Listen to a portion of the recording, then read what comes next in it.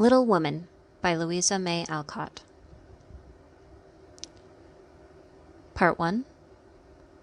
Chapter 1. Playing Pilgrims. "Christmas won't be Christmas without any presents," grumbled Joe, lying on the rug.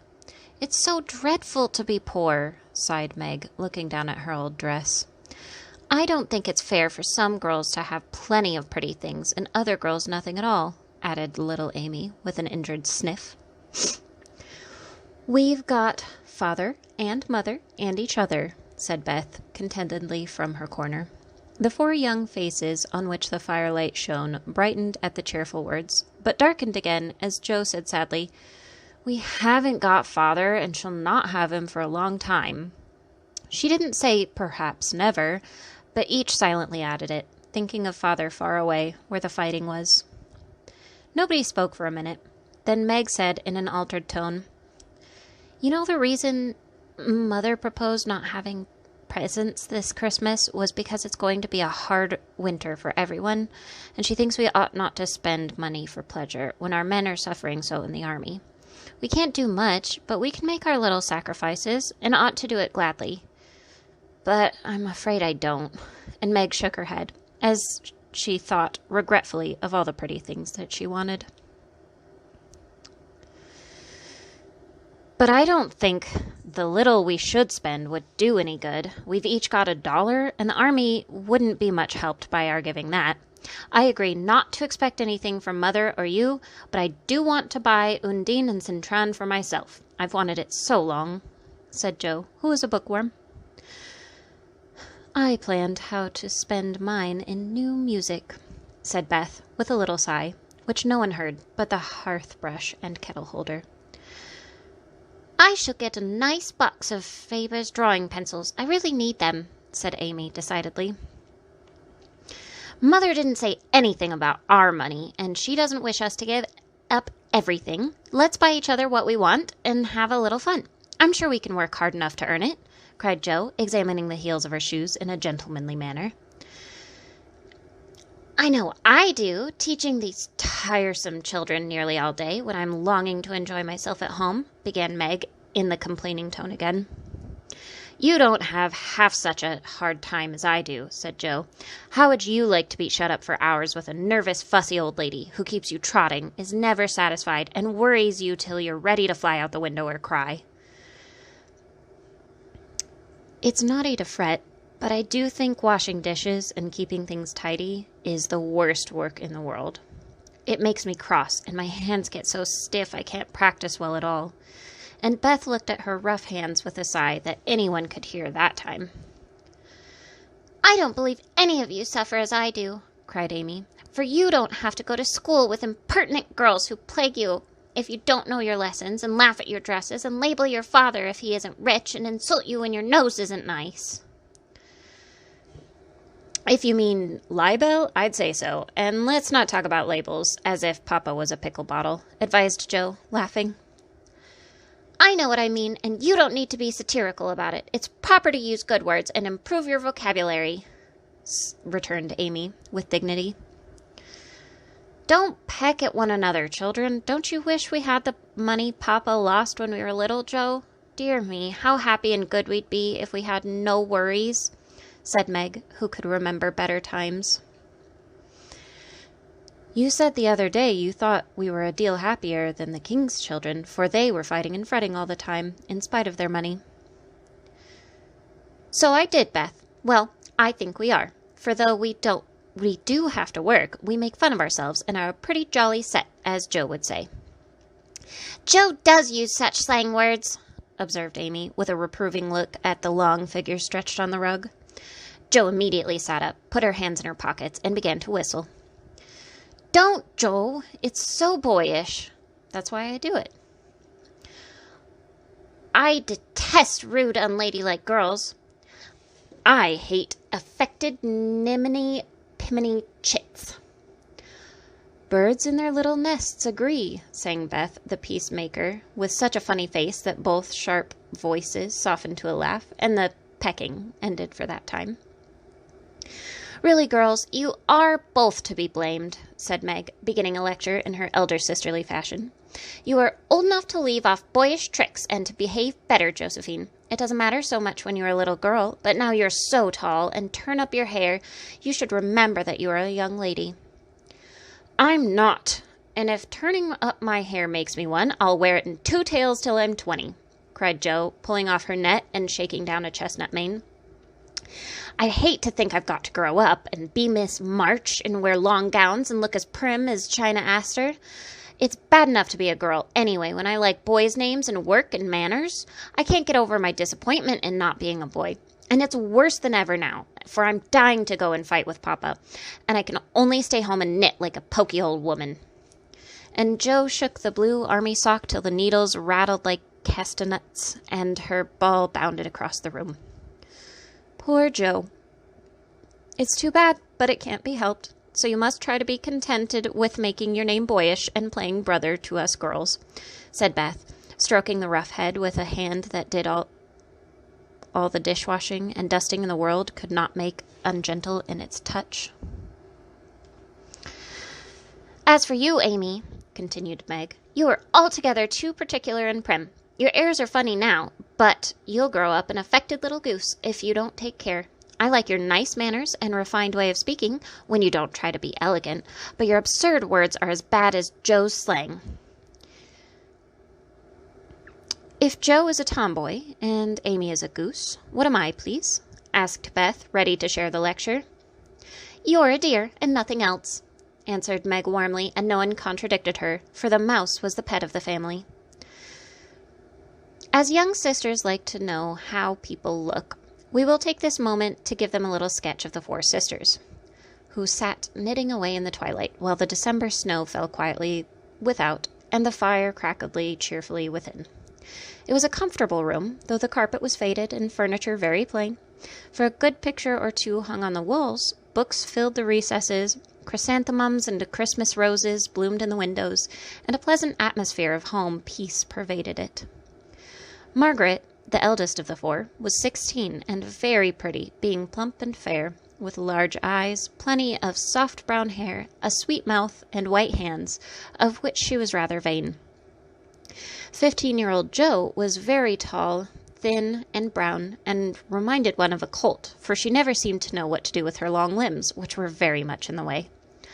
She had a decided mouth, a comical nose, and sharp gray eyes, of which appeared to see everything, and were by turns fierce, funny, or thoughtful.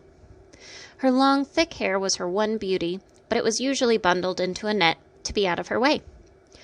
Round shoulders had Jo, big hands and feet, a flyaway look to her clothes, and the uncomfortable appearance of a girl who was rapidly shooting up into a woman and didn't like it. Elizabeth, or Beth, as everyone called her, was a rosy, smooth-haired, bright-eyed girl of 13, with a shy manner, a timid voice, and a peaceful expression which was seldom disturbed. Her father called her Little Miss Tranquillity, and the name suited her excellently, for she seemed to live in a happy world of her own, only venturing out to meet the few whom she trusted and loved. Amy, though the youngest, was a most important person, in her own opinion at least. A regular snow maiden, with blue eyes and yellow hair curling on her shoulders, pale and slender, always carrying herself like a young lady mindful of her manners. What the characters of the 4 sisters were, we will leave to be found out.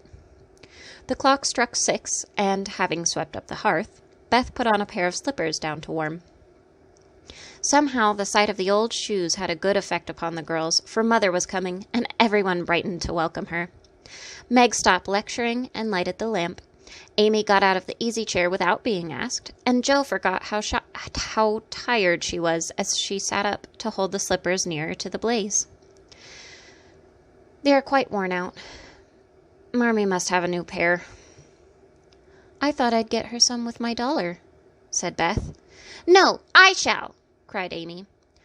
I'm the oldest, began Meg, but Jo cut in with a decided, I'm the man of the family, now Papa is away, and I shall provide the slippers, for he told me to take special care of Mother while he was gone.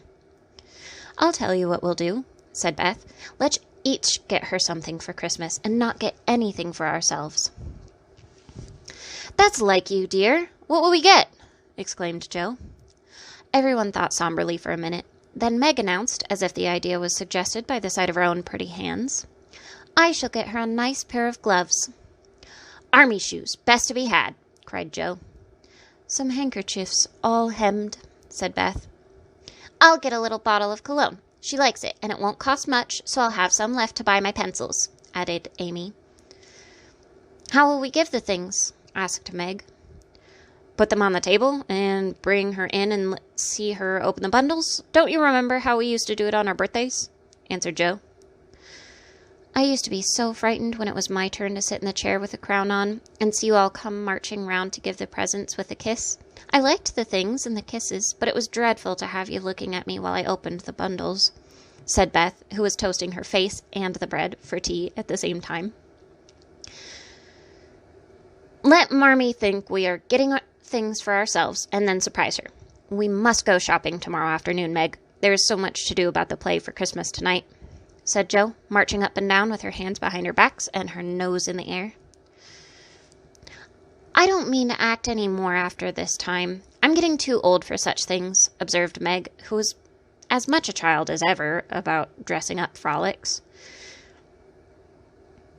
"You won't stop, I know, and as long as you can trail around in a white gown with your hair down and wear gold paper jewelry. You're the best actress we've got, and there'll be an end of everything if you quit the boards," said Joe. "We ought to rehearse tonight. Come here, Amy, and do the fainting scene, for you as stiff as a poker in that." "I can't help it. I never saw anyone faint, and I don't choose to make myself all black and blue, tumbling flat as you do. If I can go down easily, I'll drop it. If I can't, I shall fall into a chair and be graceful. I don't care if Hugo does come at me with a pistol," returned Amy, who was not gifted with dramatic power, but was chosen because she was small enough to be borne out shrieking by the villain of the piece. "Do it this way. Clap your hands so, and stagger across the room, crying frantically, 'Rodrigo! Save me! Save me!' And away went Joe, with a melodramatic scream, which was truly thrilling.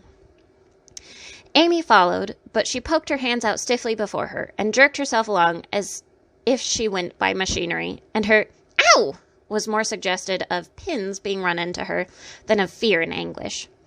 Joe gave a despairing groan, and Meg laughed outright, while Beth let her bread burn as she watched the fun with interest. "It's no use.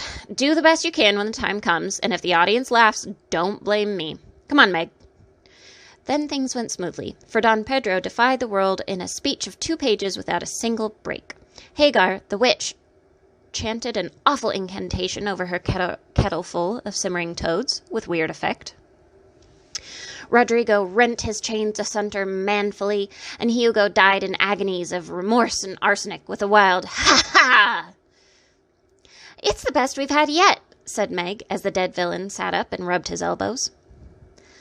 "I don't see how you can write and act such splendid things, Joe. You're a regular Shakespeare," exclaimed Beth, who firmly believed that her sisters were gifted with wonderful genius in all things. "Not quite," replied Joe modestly. "I do think The Witch's Curse, an operatic tragedy, is rather a nice thing. An operatic tragedy is rather a nice thing. But I'd like to try Macbeth, if only we had a trapdoor for the Banquo. I always wanted to do the killing part." "Is that a dagger that I see before me?" muttered Joe, rolling her eyes and clutching at the air, as she had seen a famous tragedian do. "No, it's a toasting fork, and with Mother's shoe on it instead of the bread. Beth stage struck," cried Meg, and the rehearsal ended in a general burst of laughter. "Glad to find you so merry, my girls," said a cheery voice at the door, and actors and audience turned to welcome a tall, motherly lady with a can-I-help-you look about her which was truly delightful. She was not elegantly dressed, but a noble-looking woman, and the girls thought the gray cloak and unfashionable bonnet covered the most splendid mother in the world. "Well, dearies, how have you got on today? There was so much to do getting the boxes ready to go tomorrow that I didn't come home to dinner. Has anyone called? Beth? How's your cold, Meg? Joe, you look tired to death. Come and kiss me, baby." While making these maternal inquiries, Mrs. March got her wet things off, her warm slippers on, and sitting down in the easy chair, drew Amy to her lap, preparing to enjoy the happiest hour of her busy day. The girls flew about, trying to make things comfortable, each in her own way. Meg arranged the tea table. Jo brought wood and set chairs, dropping, overturning, and clattering everything she touched. Beth trotted to and fro between parlor, kitchen, quiet and busy, while Amy gave directions to everyone as she sat with her hands folded. As they gathered about the table, Mrs. March said, with a particularly happy face, "I've got a treat for you after supper." A quick, bright smile went round like a streak of sunshine. Beth clapped her hands, regardless of the biscuit she held, and Jo tossed up her napkin, crying, "A letter! A letter! 3 cheers for Father!" "Yes, a nice long letter. He is well, and thinks he shall get through the cold season better than we feared. He sends all sorts of loving wishes for Christmas, and an especial message for you girls," said Mrs. March, patting her pocket as if she had a treasure in there.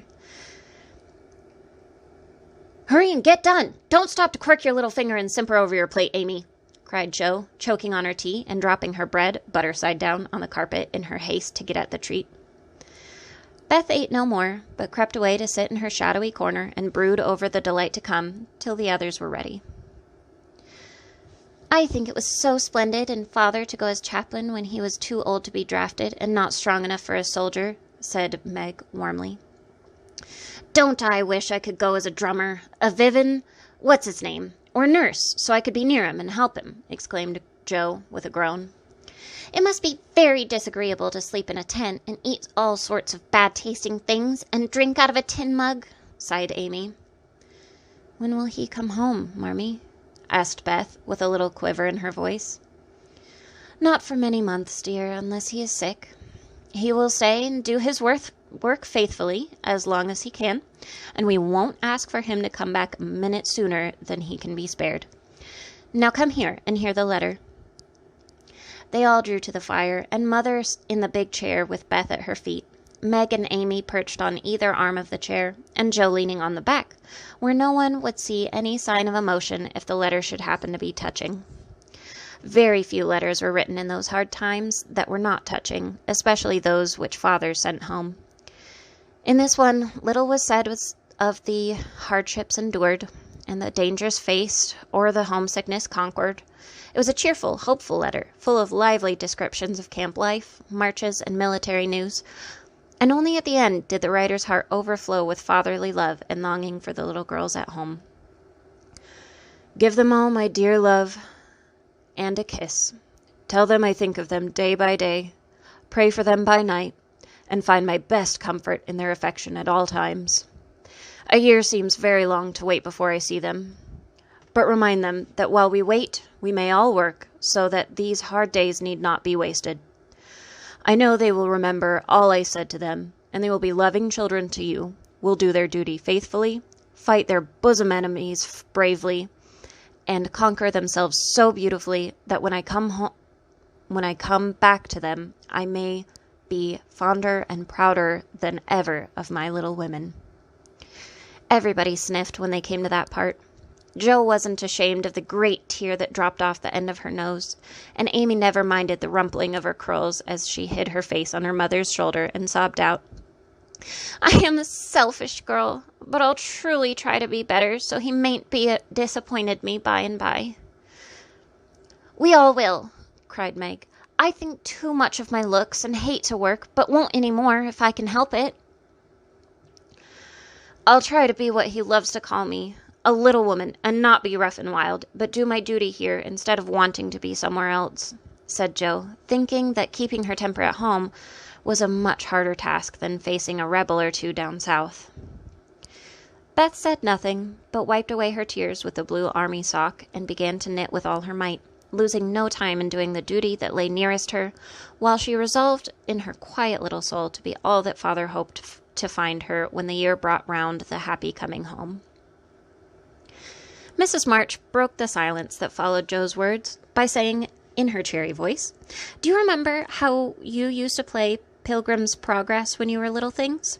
Nothing delighted you more than to have me tie my piece bags on your backs for burdens, and give you hats and sticks and rolls of paper, and let you travel through the house from the cellar, which was the city of destruction, up to the housetop, where you had all the lovely things you could collect to make a celestial city." What fun it was, especially going by the lions, fightin' Apollyon, and passing through the valley where the hobgoblins were," said Joe. "I liked the place where the bundles fell off and tumbled downstairs," said Meg. "I don't remember much about it, except that I was too afraid of the cellar and the dark entry, and always liked the cake and milk we had up at the top. If I wasn't too old for such things, I'd rather like to play it over again," said Amy, who began to talk of renouncing childish things at the mature age of 12. "We are never too old for this, my dear, because it is a play we are playing all the time in one way or another. Our burdens are here, our road is before us, and the longing for goodness and happiness is the guide that leads us through many troubles and mistakes to the peace which is a true celestial city. Now, my little pilgrims, suppose you begin again, not in play, but in earnest, and see how far you can get before father comes home." "Really, Mother? Where are our bundles?" asked Amy, who was a very literal young lady. "Each of you told what your burden was just now, except Beth. I rather think she hasn't got any," said her mother. "Yes, I have. Mine is dishes and dusters, and envying girls with nice pianos, and being afraid of people." Beth's bundle was such a funny one that everybody wanted to laugh, but nobody did, for it would have hurt her feelings very much. "Let us do it," said Meg thoughtfully. It is only another name for trying to be good, and the story may help us, for though we do want to be good, it's hard work, and we forget and don't do our best." "We were in the slough of despond tonight, and Mother came and pulled us out as help did in the book. We ought to have our roll of directions, like Christian. What shall we do about that?" asked Joe, delighted with the fancy, which had lent a little romance to the very dull task of doing her duty. "Look under your pillows Christmas morning, and we will find your guidebook. Look under your pillows Christmas morning, and you will find your guidebook," replied Mrs. March. They talked over the new plan while old Hannah cleared the table. Then out came the 4 little work baskets, and the needles flew as the girls made sheets for Aunt March. It was uninteresting sewing, but tonight no one grumbled. They adopted Joe's plan of dividing the long seams into 4 parts and calling the quarters Europe, Asia, Africa, and America, and in that way got on capitally, especially when they talked about the different countries as they stitched their ways through them. At 9, they stopped work and sang, as usual, before they went to bed. No one but Beth could get much music out of the old piano, but she had a way of softly touching the yellow keys and making a pleasant accompaniment to the simple songs they sang.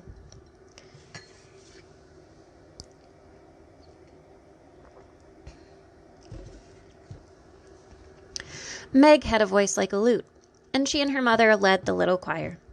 Amy chirped like a cricket, and Joe wandered through the airs at her own sweet will, always coming out of the wrong place with a croak or a quaver that spoiled the most pensive tune.